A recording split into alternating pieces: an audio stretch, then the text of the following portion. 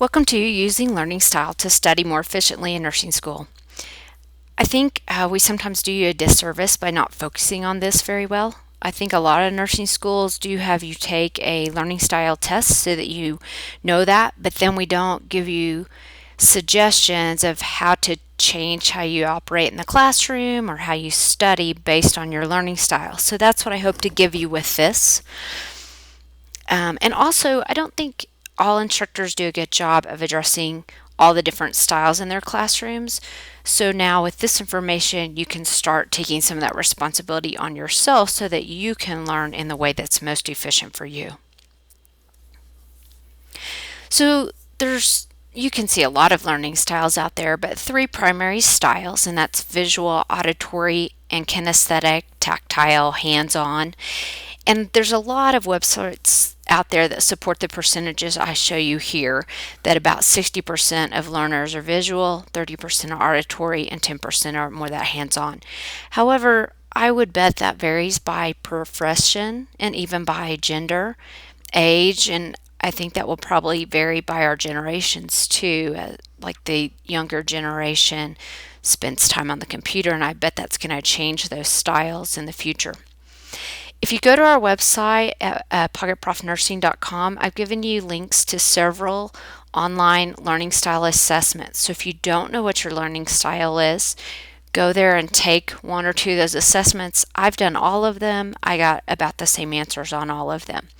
So go take that if you don't know your learning style.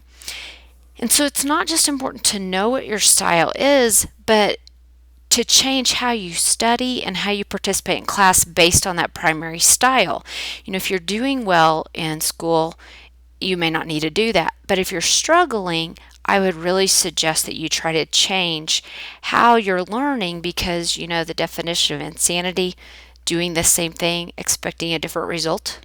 That's what happens when you continue to get the same grades and you don't change anything about what you're doing. So here's something tangible that you can do to see if that will make an improvement in your grades. So I'm going to start with visual learners since they're the biggest percentage. So they learn by reading or seeing pictures and words and by watching and observing. So they remember information by how it looks, whether they remember where it is on the page or that's written in green and it's in the upper right hand corner, that kind of thing. They can also picture what they're actually learning. These are the people that most of you hate because it doesn't seem like they have to work as hard because they can remember by seeing. So some of just the habits that you might see with this, and of course these are generalizations, but and not always true, but they can be helpful. Tend to be neat and clean. You might be a person that closes your eyes when you're trying to remember something, easily distracted by noises, or having difficulty when someone gives you spoken directions. You say, could you write that down? Or wait a second, I want to write that down.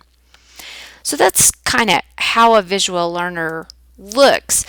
But what's more important is what you should do if you're a visual learner. So in class, sit near the front so that you can really see what's going on, because that's how you remember. Take notes even if there's printed notes provided. At the very least, underline or highlight, because again, that's what gives you the visual tied into what you're hearing, is to do something with it. When you're studying, lots of things you can do. Underline information. Use colors so you can color code things to highlight things. Draw pictures and diagrams. If you don't have them, draw them, and that can help you remember things. Use flashcards, but not like printed ones, although sometimes seeing the words is enough, but a lot of times having to write it will help you more, and it helps kind of cement that for you. And then try not to get distracted, because you're more prone to be distracted, again, by noises and even visually by people walking around you. And there's really no reason for you to listen to recorded lectures unless you're just actively taking notes. Maybe you missed it or whatever, because you're not that kind of learner. Make sure, though, that you're utilizing any pictures that are on slides to help you remember things. Instead of remembering those list of words, use your pictures or go find pictures to help you remember.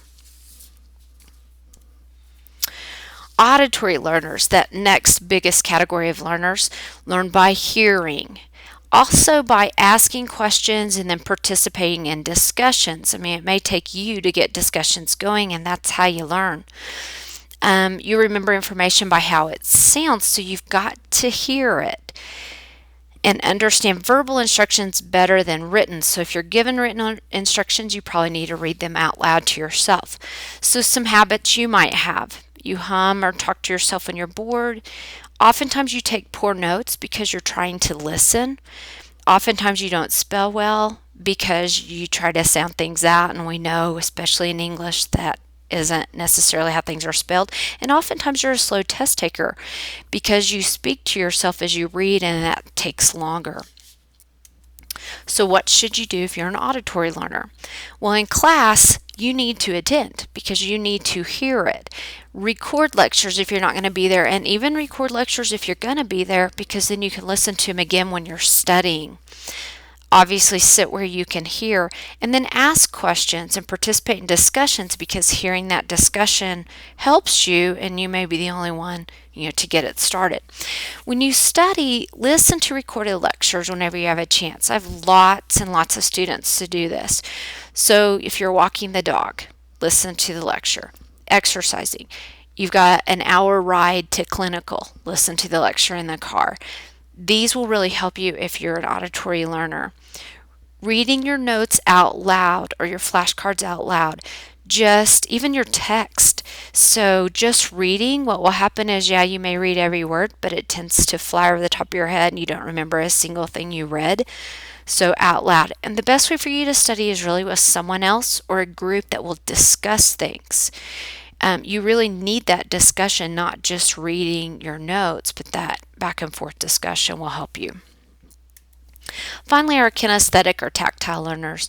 Now, of course, some of the things in nursing, like skills, have to be learned this way for everyone, but think of it in the broader sense. And this won't be a lot of people, but for those of you that are this type of learner, there are some tips that will really help you.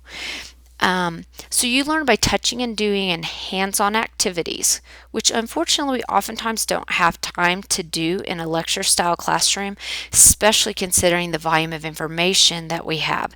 So you are really going to have to take some responsibility for your learning. You remember information by physical movement and using trial and error. So some of the habits you might have are speaking with your hands, a lot of gesturing, having trouble sitting still. Of course, again, all nursing students that sit in a 3 or 4 hour or 8 hour class have trouble with this, so take that as you will. Need frequent breaks. You like to touch, like to pat people on the back or just reach out and touch someone. Typically, these are people that are athletic. Maybe you played sports in school and you really like that. And oftentimes you take poor notes too. So again, there's lots of things you can do if you're a hands-on or kinesthetic learner. In class, if you're talking about information and your instructor gives examples, or maybe you think of a patient that sounded like that, write that down, because those examples, those real-life hands-on things will help you remember this better. Write notes under those pictures and illustrations, because they won't really mean anything to you without that explanation. Volunteer for role playing, because a lot of people don't want to do that, and that will really help cement things for you. And then typing notes or writing notes may help you because you're using that tactile sense. Also, if you're taking a really long class, I had a class last quarter that we had 2 3 and 4 hour classes back to back, and so my second group, boy, they really needed some of them to get up and move around, so they just asked me and said, hey, I'm going to get up and move around a little bit during class. So your teacher may be okay with that. When you're studying, you need to physically do or act out what you're reading. For example, when I teach things like pronation, supination, I have the whole class stand up, put their hands out, and hold their hands up like they're holding a cup of soup and say, that's supination. Now we turn our hands over, that's pronation. When you're reading things, if you will actually try to physically do it, lay in those positions, sims and semi-fowlers, and do those kinds of things, that will really help cement things for you.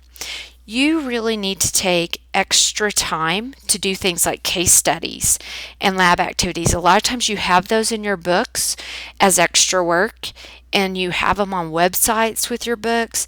They will really, really help you if you're this type of learner, because then you put all of that into context. So yes, you're going to end up doing some extra work probably. In fact, you may find that the class isn't really helping you at all. Maybe you could do those case study things while you're in class. Don't tell your instructor you're doing that. You also need to really focus in clinicals and simulation, because again, this is where the information is cemented for you. This is how you retain it. So in clinicals, ask for patients with disease processes you're studying in class. And then maybe the information you heard in class, you tie that to your patient. Just be really careful that when things don't match up exactly, you're doing it textbook style. Remember it that way. You also need to do things to move around when you're studying. Walk around, chew gum, trace words with your fingers, take frequent breaks, but they got to be short. If you're using flashcards, maybe group them, stack them, so you're doing things that are tactile in nature. So hopefully this video really helped you decide what to do with those, with your learning style that you know you have. You could also watch our test taking tips and why did I fail that test video. And then we're going to have some new med surg videos and even an app coming soon. So keep your eyes open for those. Thanks for watching. As always, we welcome your feedback. So leave comments. That's why this video is up now, is because of some comments. Ask us questions. Click that little like or dislike button, click that share button, and that helps get us out to other people. And then subscribe to our YouTube channel so you'll see our videos first.